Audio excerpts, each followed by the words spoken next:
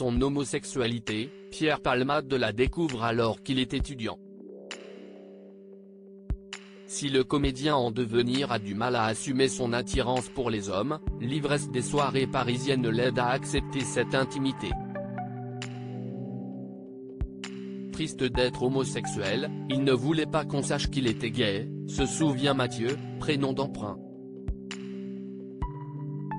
Très proche de l'humoriste de 54 ans dans les années 90, il raconte dans les colonnes de Ciné Télé Revue, de ce jeudi 16 mars, il n'en parlait, son orientation sexuelle, note de la rédaction, jamais autrement que sur le ton de la plaisanterie. Il ne l'évoquait pas sérieusement. Il ne voulait pas que ça se sache. Timide et avec des difficultés dans ses relations aux autres, celui qui deviendra l'ami de Muriel Robin et Michel Larocque avait une crainte du monde extérieur. Dans Les paradis artificiels, le comédien, au cœur d'un terrible accident de la route provoqué par ses excès, trouve de l'aide pour passer outre ça. Si ce vieil ami peut saisir qu'on prenne de la drogue quand on est jeune pour s'amuser, il admet ne pas comprendre qu'on continue à plus de 50 ans.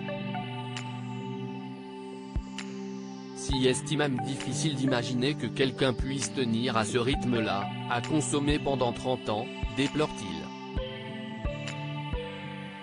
Supérieur à Pierre Palmade, Muriel Robin, Michel Larocque, Véronique Sanson. Les femmes de sa vie et la foi de trop pour Pierre Palmade? Pour Mathieu, la cocaïne, ça fait des dégâts. À tel point qu'il est inconcevable que l'addiction de Pierre Palmade ait duré aussi longtemps.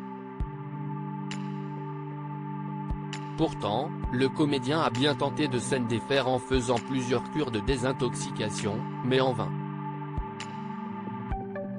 En 2022, l'ex-époux de Véronique renoue avec ses vieux démons jusqu'au 10 février dernier. Devenu accro au sexe, il passe près de 3 jours à pratiquer du chemsex, des marathons de sexe sous l'emprise de la drogue, note de la rédaction. Après avoir consommé de la cocaïne, il provoque un terrible accident de la route faisant 3 blessés graves et entraînant la mort d'un bébé à naître de 7 mois. Entendu par les policiers, Pierre Palmade reconnaît avoir pris le volant sous l'emprise de la drogue. Intervenu à son domicile à Célie-en-Bière, Seine-et-Marne, le lendemain du drame, sa femme de ménage révèle avoir retrouvé les lieux en désordre, avec des seringues éparpillées, rapporte Le Parisien, le 13 février dernier.